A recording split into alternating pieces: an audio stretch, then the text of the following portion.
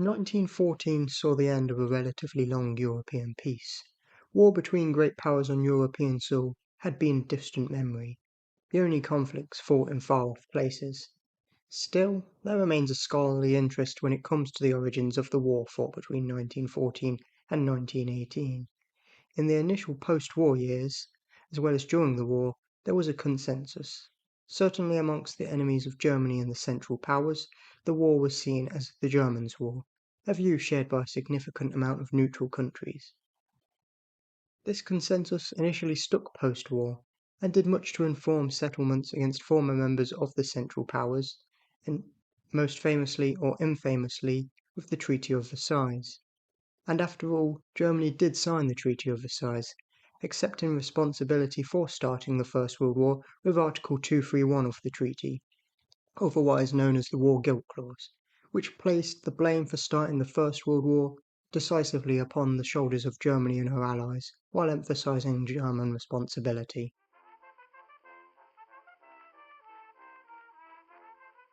Well, to what extent was Germany responsible for the outbreak of the First World War, and why should Germany or the German Empire be remembered as the principal aggressor, not only more willing than any other great power to risk war, which there remains an almost universal historical consensus on, but ultimately more than significantly responsible for the outbreak of a First World War? Historians writing on the First World War have benefited from the accumulation of evidence, with an immense, still growing body of material readily available for historians to base arguments upon or against. What we take for granted as facts or common knowledge was not always as such. Evidence, or a lack thereof, is crucial. Objective facts will not change, but evidence and its availability can, and evidence supports or disproves theories. Official documents and correspondence are often important to arguments surrounding war guilt and would increasingly become available in public or academic domains over time, allowing for deeper or new understandings of events. Finally, any written histories will inevitably be received in and affected by its context, be that consciously or subconsciously. The influence of national and political biases was most prevalent in the initial histories written on the war, with later generations of historians arguably able to approach the origins of the war more dispassionately and objectively as they were further removed from events. The historical debate on the origins of the First World War had begun to form years before the final shots of the war were fired. Now, over a century since the war's conclusion, the debate over the war's origins has moved from the emotionally charged and impartial reactions to the carnage of the war to far more measured but still contested debates. Within those 100 years, the historiography on the origins of the First World War has often shifted, with arguments concerning German or individual responsibility for the war's origins having evolved. The popularity of different and opposing arguments has fluctuated over time, with later events prompting new or revised analysis of the war's outbreak. In Britain, contemporary debates surrounding the war's origins are a far cry from those in anticipation of the Versailles settlement.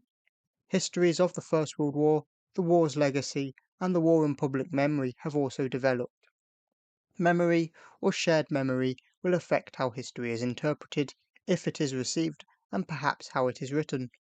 Popular history cannot change objective facts, but can influence the narrative surrounding and interpretations of those facts, which can ultimately distort the truth. David Lloyd George would popularize a theory that Europe had slivered to war, albeit with the principal intention of diffusing the intense war guilt debate. Associated theories, ultimately revisionist but much more conciliatory to Germany on the war's origins, grew in popularity both academically and publicly as the war became a further distant memory. Such a statement was also a significant departure from calls to hang the Kaiser, a popular post-war slogan tentatively embraced by Lloyd George's re-election campaign, which reflected the sentiment in Britain in the immediate aftermath of the war. How events are remembered or popularly remembered does not always accurately reflect what happened, and popular media, popular history, and later events all have the potential to influence how certain events are remembered or presented, and all of which have often influenced how the First World War and its origins are understood. The First World War contrasts greatly with the Second World War, when it comes to both popular depictions in media and popular memory. Few will argue that the First World War is remembered and commemorated as a victory close to how the Second World War is. And the First World War was a victory over an expansionist and annexationist Germany, who alongside their allies did commit numerous atrocities and what would now be considered war crimes throughout the war. From German atrocities in neutral Belgium to Austro-Hungarian and Bulgarian collective punishment, starvation, and mass executions of Serbs, and finally the Ottoman Empire, who is recognised as committing at least one genocide during the First World War. While the conduct of the Allied or Entente powers were not without fault, they committed a drastically lower amount of recorded atrocities. Of course, the atrocities of the war would be greatly overshadowed by those during the Second World War, a war which did much to inform later, sometimes historically revisionist theories on the origins of First World War. Rick Remarque's book, All Quiet on the Western Front, now accompanied by multiple film adaptations, most famously and influential in 1930, epitomizes the First World War in popular memory, providing an accurate reflection of how the conflict is commonly remembered in popular media, at least from a British or Western European perspective. Without touching on the origins of the war, Remarque, a German veteran of the First World War's book, is an excellent depiction of the shared popular sentiment that has developed surrounding the war. Questions whether individual or collective guilt was responsible for the outbreak of the First World War, and secondly, debates over whether the war's outbreak was an intentional and unfortunate tragedy or rather caused by intentional actions, of overarchingly informed and dominated theories when it comes to the outbreak of the First World War. The outbreak of the war is often typified as an unnecessary tragedy, avoidable or in some cases unavoidable, but an irrational tragedy nonetheless, and this narrative has certainly dominated British popular culture, media, and memory as time has progressed. It is a very sombre memory when compared to the heroism and pride surrounding the victory in the Second World War. Books such as Christopher Clark's Sleepwalkers epitomize ideas of an unnecessary, almost accidental conflict. However, associated ideas either consciously or subconsciously help downplay and make light of Germany's role in the outbreak of a world war in 1914, as theories that see the outbreak of a First World War as unintentional cannot or will struggle to coexist with theories that emphasize German guilt, or alternatively see the war's outbreak as primarily a result of the actions of belligerent powers. Such theories help downplay German involvement in the origins of a First World War, as most importantly, they have to ignore the German invasions of neutral Belgium and Luxembourg, and the impacts of those invasions on the nations involved in the war aims, and who would bear responsibility for a conflict of the scale of the First World War. The July Crisis, a succession of events and reactions initiated with the assassination of the Austro-Hungarian Archduke Franz Ferdinand on the 28th of June 1914, had elevated European tensions to long unseen levels, and meant a war in continental Europe was probable. However, aside from a few participants, chiefly Austria-Hungary and Serbia, it was far from certain which nations would be participating directly in any conflict. While conflict did look likely, despite the system of alliances, the global scope and scale of the conflict that would eventually break out was far from a certainty. If not for British and to a lesser extent French involvement, the war would have been geographically limited in its scope, as well as greatly reduced in participants. British involvement transformed the scale of the conflict, and it was the global extent of the conflict that distinguished it as a world war. Germany would be primarily responsible for escalating what could have been a primarily European conflict into a global one. The first conflicts in the Western theatre of the First World War began with German invasions of two neutral countries, uninvolved in the events of the July Crisis and separate from the system of alliances that dominated pre-war European geopolitics. Luxembourg and Belgium were invaded by German armies within a couple days of August 1st, 1914.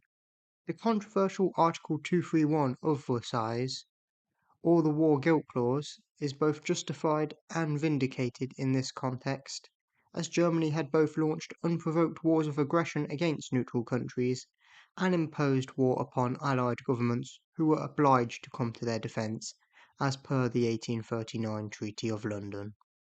In response to the German invasion of neutral Belgium, a previously divided British government sent Germany an ultimatum: back down from Belgium by 11 p.m.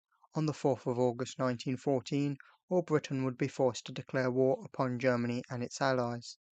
The British held a long-standing commitment to the independence of Belgium in the form of a treaty signed by various major European powers in 1839, including the Kingdom of Prussia, now rulers of a unified German Empire. And while Germany would declare war on France, Germany chose to strategically invade neutral Luxembourg and Belgium, disregarding and violating a treaty of which it was a signatory. Such a decision, at the very least, undeniably escalated, more than any other single action, what would become the First World War, as well as completely altering the dynamics of any argument surrounding responsibility for the war's origins. It was Fritz Fischer who sparked much controversy and perhaps a greater amount of scholarly response than any other single historian in a lifetime, by revisiting German war aims, with his controversial pre-war analysis concluding that Germany had purposely sought European conflict in 1914. It is undeniable that Germany had launched an unprovoked invasion of a neutral country, ignoring and violating a treaty, and it is another objective fact that Germany had complete control over its decision to invade neutral, uninvolved Belgium. As such, any serious argument would struggle to deny that Germany had brought the British Empire into what would become the First World War, greatly expanding the scope of the conflict. Of course, Germany's actions were not committed in isolation, but theories that choose to ignore or fail to give importance to such significant facts are either consciously or subconsciously distorting the truth. It was the war aims of Germany or the German Empire that Fritz Fischer so controversially explored with his 1961 book, Germany's Aims in the First World War, and following the associated controversy in the 60s and 70s, the prior consensus had only been reinforced. Germany was above all to blame for unleashing a war essential to shaping the history of the 20th century. German historians were no longer as willing as their predecessors had been, both in the interwar years and following the Second World War, to deny Germany's role in events that led to the outbreak of a war. Now few, even fewer academically, still maintain that Germany was an innocent party. Attempts from apologists to absolve Germany of blame have failed, because historians still largely see Germany as being significantly more willing than any other power to risk war in 1914. While I haven't explored the blank cheque offered by Germany to Austria-Hungary in the wake of the Archduke's assassination, nor further explored the controversial and much debated German war aims, I believe I have explored enough to comprehensively reinforce Germany's extensive responsibility for escalating what would become the First World War, whilst exploring the influence that shared popular memory can have on interpretations or reinterpretations of the First World War's outbreak.